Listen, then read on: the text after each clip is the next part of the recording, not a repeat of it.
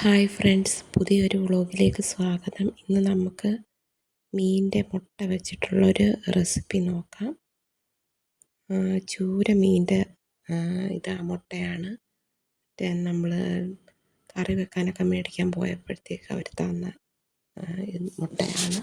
അപ്പോൾ ഇതിനായിട്ട് വേണ്ട സാധനങ്ങൾ: ചുവന്നുള്ളി, പച്ചമുളക്, ഇഞ്ചി, കറിവേപ്പില, തേങ്ങ, മീനിൻ്റെ മുട്ട ചെറുതായിട്ട് അരിയണം. എന്നിട്ട് നമ്മൾ തേങ്ങാപ്പീരയിലേക്ക് ഈ ഉള്ളിയും അരിഞ്ഞു വെച്ചിരിക്കുന്ന എല്ലാം ഇട്ട് നന്നായിട്ട് മിക്സ് ചെയ്യുക.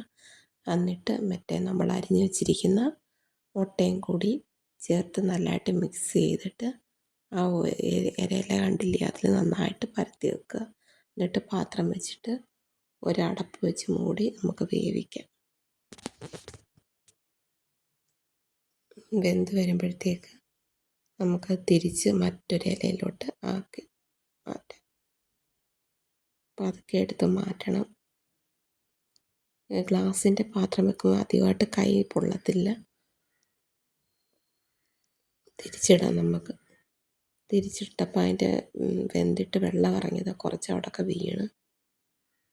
എന്നിട്ട് വീണ്ടും നമുക്ക് പാത്രത്തിൽ വെച്ച് വീണ്ടും മറ്റേ വശം വേവിച്ചെടുക്കാം. ഉപ്പും കുരുമുളക് പൊടിയും കൂടെ മിക്സ് ചെയ്യാൻ ഒരു പാട്ട്.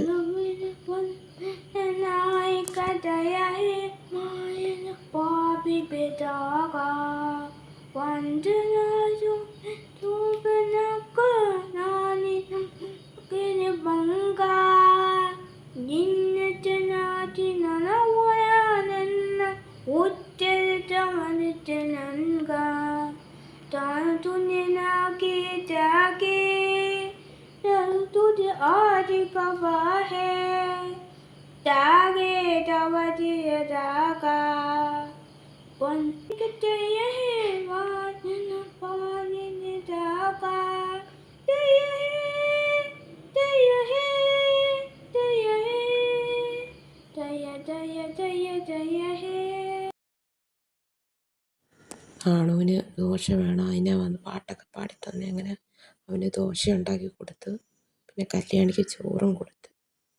8:30 ആയി കേട്ടോ സമയം. മീൻ മുട്ട അവിടെ നിന്ന് വേവുക. നമുക്കതൊന്ന് തുറന്ന് നോക്കാം. വെന്ത് വന്നിട്ടുണ്ട്. 2 വശം നല്ലതായിട്ട് വെന്തിട്ടുണ്ട്. നമുക്കൊരു പാത്രത്തിലേക്കത് ഞാൻ മേലെ വെച്ചത് ചൂടുണ്ടായിരുന്നു, അതുകൊണ്ടായി വീഡിയോ എടുക്കാൻ ബുദ്ധിമുട്ടുണ്ടായിരുന്നു. നല്ല ചൂടുള്ളത് കൊണ്ടത് പാത്രത്തിലോട്ട് മാറ്റിയിട്ട് നല്ലതായിട്ട് വെന്തിട്ടുണ്ട്. വെള്ളമെല്ലാം വറ്റി വന്നിട്ടുണ്ട്. നാണുക്കുട്ടൻ്റെ അച്ഛൻ്റെ ബർത്ത്ഡേ ആണ്, ജൂലൈ 31. അതിനായിട്ട് മേടിച്ച ഷർട്ടാണ്. ഷർട്ടും മുണ്ടും സ്പ്രേ മേടിക്കണമെന്ന് വിചാരിച്ചതാണ്. പിന്നെ സോപ്പിലൊതുക്കി ചന്ദ്രികയുടെ ഒരു സോപ്പാണ് മേടിച്ചത്.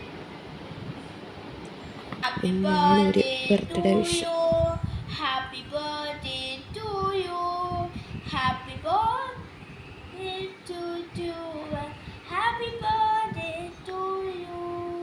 ഹാപ്പി ബർത്ത്ഡേ അച്ഛാ പറഞ്ഞേ. ഹാപ്പി ബർത്ത്ഡേ അച്ഛാ. ഇന്ന് ഇത്രയേ ഉള്ളൂ ഫ്രണ്ട്സ്. മീൻ മുട്ട എല്ലാവരും ഉണ്ടാക്കി നോക്കണേ. എല്ലാവരും അഭിപ്രായം കമൻ്റായിട്ട് രേഖപ്പെടുത്തണേ.